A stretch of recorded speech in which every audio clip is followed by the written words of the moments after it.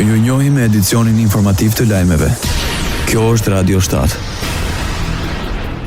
Emisari i Bashkimit Evropian për dialogun Kosovë-Serbi, Peter Sorensen, kërkon të respektohet marrëveshja e orit. Gjatë një takimi në forumin e Dubrovnikut, Sorensen deklaroi se marrëveshja është zotim ndërkombëtar, për këtë është konsultuar dhe me jurist në Bruksel dhe New York. Sipas tij ka disa kërkesa dhe përcaktime të qarta që duhet të plotësohen, ndërsa shtoi se Bashkimi Evropian pret që ajo të respektohet. Ndërmjetësi Evropian ka përmendur dhe jurisprudencën e gjykatës ndërkombëtare të drejtësisë, e cila tha se është shumë e qartë për vlefshmërinë e kësaj marrëveshje. Nuk ju nevojitet një nënshkrim që një marrëveshje ndërkombëtare e arritur mes palëve të jetë e vlefshme. E vetmja situatë ku ajo mund të ngrejë pikpyetje është nëse në dhomë janë vetëm 2 palë, por dialogu kishte 3 palë në dhomë. Ne ishim aty kur marrëveshja u arrit, deklaroi Peter Sorensen.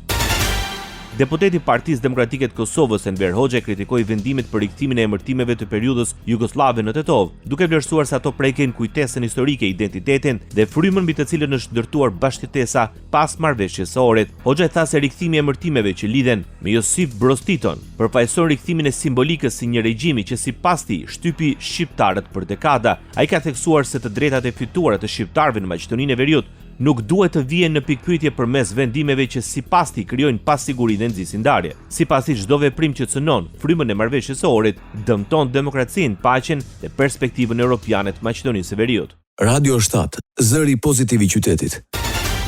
Qeveria shqiptare pranon të shurtojë mundësinë për ndryshimin dhe ligjin për investimet strategjike. Vendimi është bërë i ditur nga Ministri i Ekonomisë Delina Ibrahimaj në një konferencë për shtyp. Ajo tha se brenda verës do të fillojë një proces konsultimi për ligjin për investime sipas standardeve të Bashkimit Evropian.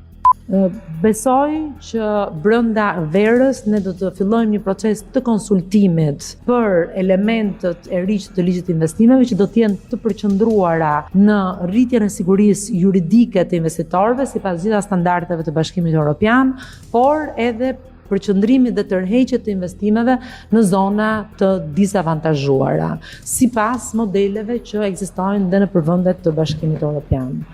Krahas asaj, ajo deklaroi se për Zvërnecin ende nuk ka një projekt, ndërsa për Sazanin po diskutohet për përqindjen e investimit që do të ketë shteti, duke qenë se do të jetë bashk investitor. Sazani është një ishull i cili, siç është përsëritur dhe herë të tjera, do të mbetet në pronësi të shtetit shqiptar. Shteti shqiptar në atë projekt do të futet si bashk investitor, bashk pronar. Jemi duke negociuar me kompaninë për sa i përket përqindjes që shteti do të ketë në zhvillimin e projektit dhe pa diskutim që sapo të kemi një pasqyrë më të qartë se si do të jenë kushtet, sa përqind do të jetë shteti shqiptar dhe kohët e lëvrimit të projektit do t'i bëjmë transparente.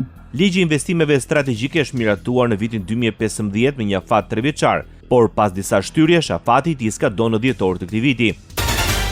6 politikanë europian, 5 prej tyre eurodeputet janë bashkuar protestës në Tiranë para kryeministrisë. E pranishme në protestë ishte eurodeputetja italiane Cristina Guarda, eurodeputetja holandeze Anna Strolenberg, eurodeputetja gjermane Jutta Paulus, zëvendës presidenti i Parlamentit Evropian Nikolaou Stefanatu, politikania greke Vula Tetsi, bashkëkryetare e Partisë së Gjelbër Europiane dhe eurodeputetja holandeze Tineke Strik. Krahas asaj, protestuesit shpalosën një banderol me mbishkrimin "Ju erdhë fundi në faqen ballore të Universitetit Politeknik të Tiranës". Kjo shkaktoi tension mes protestuesve që mësyn dhe në ambientet e brendshme të institucionit arsimor. Kryetari i organizatës së veteranëve të luftës së ushtrisë çlirimtare të Kosovës, Usni Gucati, në konferencë mohoi informacione se në ish ushtrinë çlirimtare të Kosovës ka patur mercenar nga Shqipëria. Unë di Ramën se kam dëgjuar që ka thonë mercenar, një di se kam po. Do t'jemi sinqert, në për portale ndryshme që ka publike talan bolla nëse s'ka bëj tani në kohën e Tiranës. Mercenar shqiptar s'ka pas.